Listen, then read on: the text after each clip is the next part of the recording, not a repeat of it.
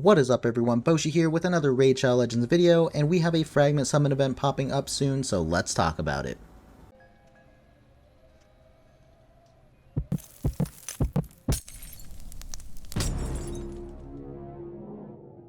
Alright guys, so the Fragment Summon event will be popping up on September 6th, which is about a week away. Now I don't want to waste your guys' time, so we're going to go ahead and just jump right into the champion and the kit. Now like usual, I will go ahead and throw the image of the champion up on the screen and the kit as I talk through it, but I will be looking off to my other screen to read through the kit like usual. So let's go ahead and just jump right into it. So the champion's name is going to be Roric Wyrmbane, and he actually looks like the Hound from Game of Thrones, which I find pretty interesting, but he does look actually really cool. He is going to be from the Barbarian faction and obviously a legendary rarity, but he's going to be an attack-based champion and the Spirit Affinity. Now the only issue I have with attack champions recently, at least in the game, and maybe it's just me, I've been running into this issue a lot, is the fact that I'm having a hard time fitting attack champions into higher end game content, and that's just because attack champions just don't have a lot of health. Now regardless, you can usually fit in an attack based champion somewhere, but it's just harder in higher end dungeons and stuff like that where they're just more prone to die. So that's the only issue I have with attack based champions, but we'll have to just see how this one goes as well. If you have enough protection and stuff, it's not an issue, but just something that is a little bit of a pet peeve of mine in the game. But alright guys, so the A1 is going to be Rim Slayer Hammer. So attack one enemy 2 times, each hit has a 40% chance of placing a stun debuff for 1 turn. Each hit will fill this champion's turn meter by 15% if the target is not under a stun debuff after the hit. Alright guys, so this is a little bit of a nice thing. So it's a dual hitting ability and you're going to have that chance to place a stun. It's a 40% chance. I'd imagine it's going to be booked up to at least a 50% chance, but against like a boss fight or someone that's immune to stun, you're pretty much just going to gain 30% turn meter, or at least it seems that way. So that is a really solid A1, dual purpose in the sense of possibly doing a stun when needed or having that extra little filler for you getting more turns. So very solid A1. On the A2 we have Dragon Rage. Attacks one enemy, has an 80% chance of decreasing the target's turn meter by 75%.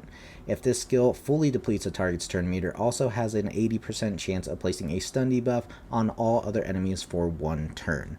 So this is really nice, even if it is a single target ability. The 75% turn meter reduction is extremely nice. You can end up using that on stuff like Fire Knight, even if on the higher end you're only going to get half of that 75%.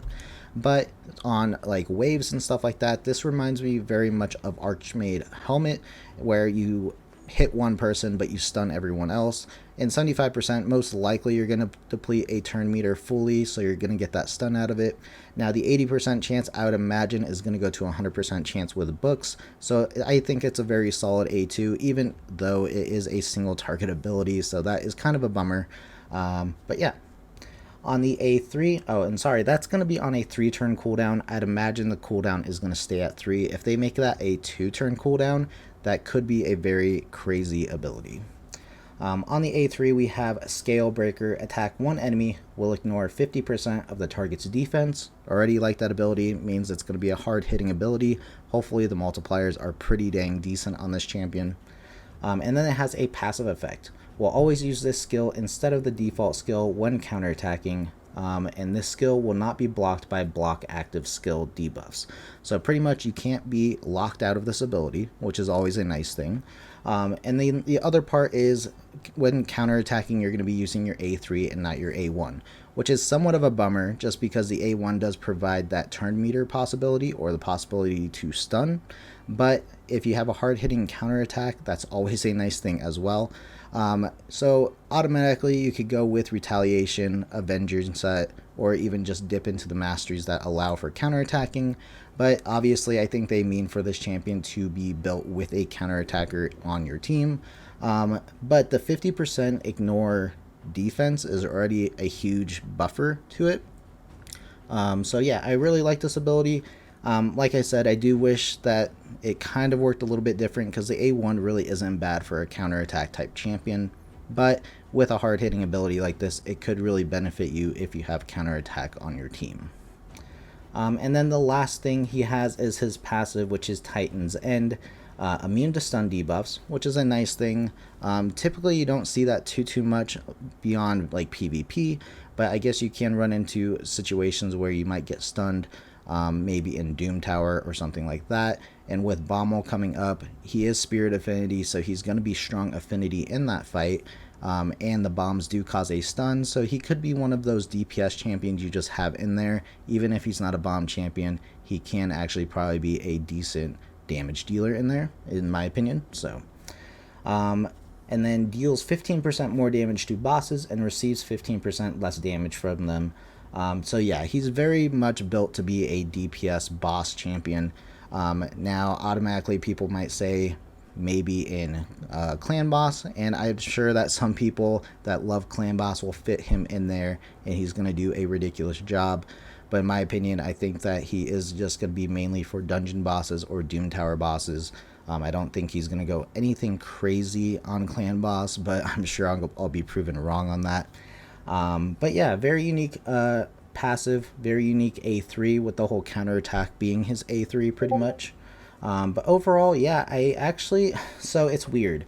I like his kit, but it does seem a little bit underwhelming, and I think more or less it's because it's an attack-based champion. He's very single target oriented. A1 is single target, A2 is single target. You might get an AoE stun, but it places, I think, the stun. Yeah, you're placing a stun, so it's not like you're attacking the other targets as well. And the A3, once again, a single target. So when it comes to boss fights, I think he will be a very, very good damage dealer in that sense. But it's always hard to bring a champion that does not attack multiple people when you're trying to bring them through dungeons or Doom Tower waves. And the other thing is also the fact that he doesn't bring any type of debuffs, right? He doesn't bring any type of drop defense, drop attack, weaken, any of that type of stuff. He's truly a damage dealer. So that is another issue, and typically all the slots in your teams are meant to have some type of debuffer. Now granted, you can already bring like someone that has a drop defense and weaken, or stuff like that. So he's just going to be basically there for damage, and hopefully his multipliers prove him to be a good damage dealer, because that is what he is majorly looking like, beyond helping a little bit get through the waves with his A2. But yeah, overall, I think he's not a bad champion. He's going to be heavily based on his multipliers, in my opinion. He is a little bit underwhelming for a legendary, in my opinion, though, just because he's very basic, right? He does have very unique things, I should say. So it's a little bit weird that I say basic, but single target A1, single target A1 or A2, but possible AoE stun, and then single target A3. So no buffs, no debuffs. Well, I guess you could say the debuff is a stun, but when it comes to like boss fights and stuff like that. But yeah, overall, I don't think he's bad. I think if you have the resources to do this Fragment Summon, he will probably benefit you in the damage dealing department, especially if you have a counterattack champion. Now, if you don't, obviously you can go into the Retaliation set and Avenging set, like I mentioned before. Those aren't very widely used sets, so I'd imagine not many people have those sets to kind of just throw on him. So if you are wanting to try to do that, I would say maybe farm a little bit ahead of time, but also save your resources, because if you're going to do the Fragment Summon, there's plenty to do while you're doing the Fragment Summon. So overall, I would say go for it if you have the possibility of getting it. I always say that, though, for every single type of fusion summon that you can do. But yeah, overall, let me know what you guys think. Let me know if you guys will be going for Roric. I do think he's a really cool looking champion. I think he can be useful in damaging dungeons. PvP wise, could be possibly useful as a single target nuker.